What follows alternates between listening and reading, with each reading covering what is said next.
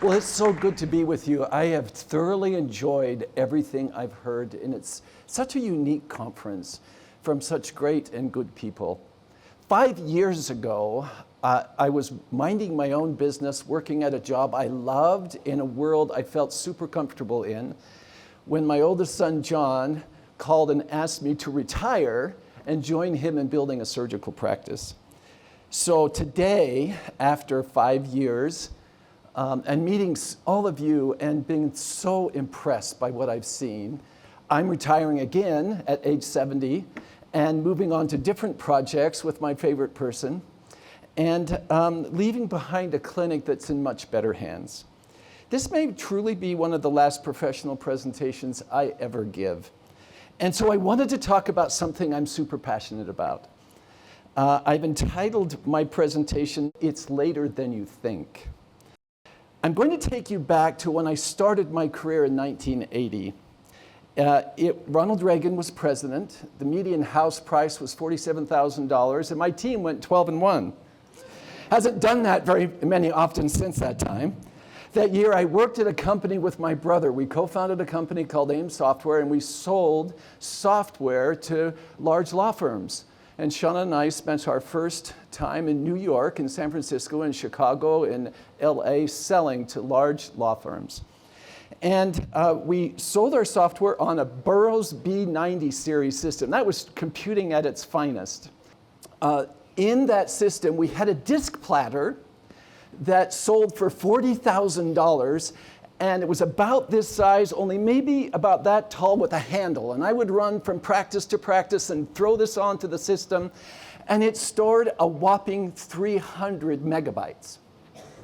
Okay, $40,000, 300 megabytes. In my hand, almost, is a cell phone priced at $1,000 that stores 1 terabyte or 1,000,000 megabytes. So this thing is 3,300 times more storage than that thing, and this would only cost $1,000, right?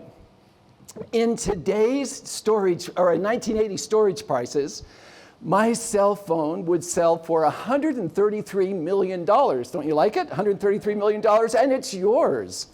And I don't know if it's been worth it.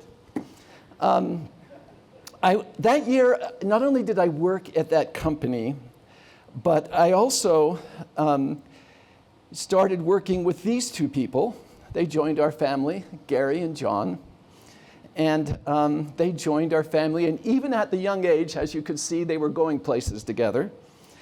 As I look back after 5 children and 18 grandchildren, I realized that what I did in my day job will never be as impactful in the world as what we did together for our 5 children. Clayton Christensen was a childhood friend of mine. We grew up, we went to Rose Park Elementary together, to Northwest Junior High, to West High, and then BYU. I've read everything he's ever written because he was a friend. He's very tall, he played basketball better than I did. But the book I will always love the most is How Will You Measure Your Life? In it, he states, the trap many people fall into is to allocate their time to whoever screams the loudest, and their talent to whatever offers the fastest reward. That's a dangerous way to build a strategy. Speaking of dangerous strategies, I traveled for 1 decade, 250 nights a year. I was always on a plane. And I sat at one time next to a clinical psychologist, and as I found out what he did, I asked him, what question do you get asked more often than any other question? And he said, when people discover what I do professionally, they ask in some of the most veiled ways, what's the smallest amount of time I can spend with my kids and still have them turn out okay? Stephen R. Covey said, the challenge of work-life balance is without question one of the most significant struggles faced by modern man and modern woman. I can tell you that as difficult as it may be, as I've observed your lives, you do an amazing job at it.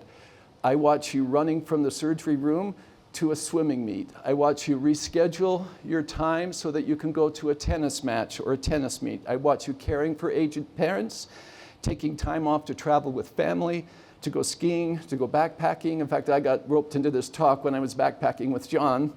And all of the other things you do, or just staying home and playing games, spoken to Carolyn's household, who is not at all competitive. I'm not going to tell you today anything you don't already know really, really well, but perhaps it's valuable to hear it from somebody at the end of his career, because you'll be here before you know it. When you're trying to make those very difficult work-life decisions, here's a couple of thoughts I would have. First of all, ask yourself, will it matter 10 or 20 years from now? When Gary was in high school, he had a calculus problem, believe it or not, he couldn't solve. And I tried to help him, and I thought I was great at calculus. I had taken 3 years of it at BYU, but I really quickly realized I wasn't as good as I thought, and I couldn't solve it. 3 hours later, we didn't have a real solution. Gary went to bed, and I was supposed to be preparing to speak at a conference in Texas the following day at the Infomart to 2,000 resellers. But instead of preparing that speech, I stayed up and I worked until I solved the problem. And at 3 a.m., I wrote a letter to Gary explaining the solution in detail, and I left it on the table. Then I packed and drove to the airport. Now, you'd like to hear that I went and gave a fantastic talk, but it was an absolute bomb. It was the worst talk I've ever given. But guess what? 30 years later, it doesn't matter. Nobody would have remembered it had I done a good job or a bad job. But what I hope Gary remembers is he has a dad who loves him.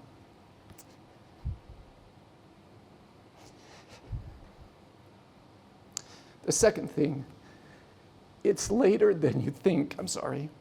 I recently read a sobering blog post by J.R. Stormont, the co-founder of Cladability. The post was entitled, "It's Later Than You Think," and I stole that title for this talk today. J.R. was a busy and successful professional.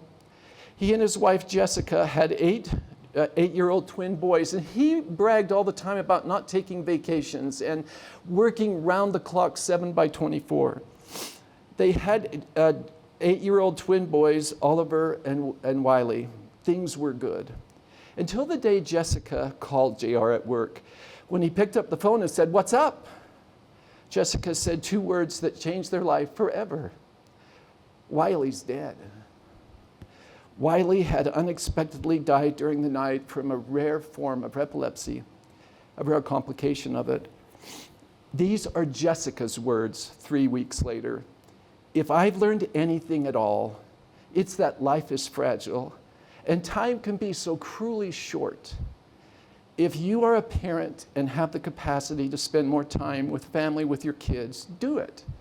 Time is priceless and should not be squandered. Take your vacation days, honor your sabbaticals, go and be with them. You will not regret any emails you didn't send. My last suggestion is be present.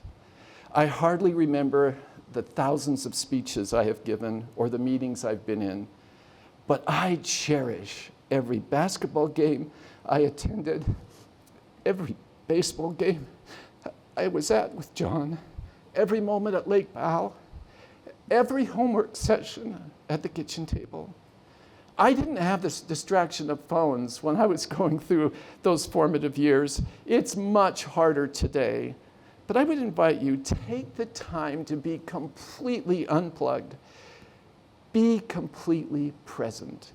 Don't force your family to compete with your cell phone. A recent Guardian magazine article was entitled, "You Only Have One Life.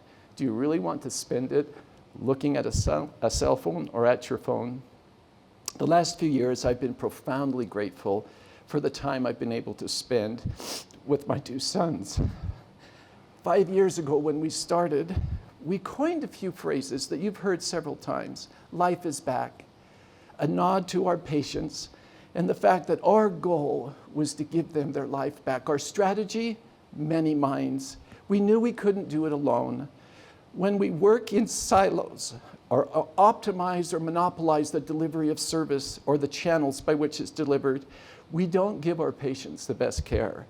That's why we hold rounds every Tuesday, and that's why this conference. We're much better utilizing the wisdom of the provider crowds than anything we do alone. Taken together, we said, that's a new way to operate. We replace a scarcity mentality with an abundance mentality. There are a lot of people who need help. There's not going to be a shortage of patients. I like the word coined by my mentor, Ray Norda, co-opetition, meaning that we compete and we cooperate simultaneously. And finally, just because I know you'll be in position one day that I'm in, remember, it's later than you think.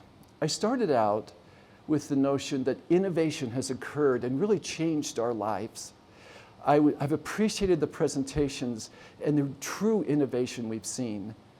One thing that hasn't changed in our world is the importance of family, friends, and relationships.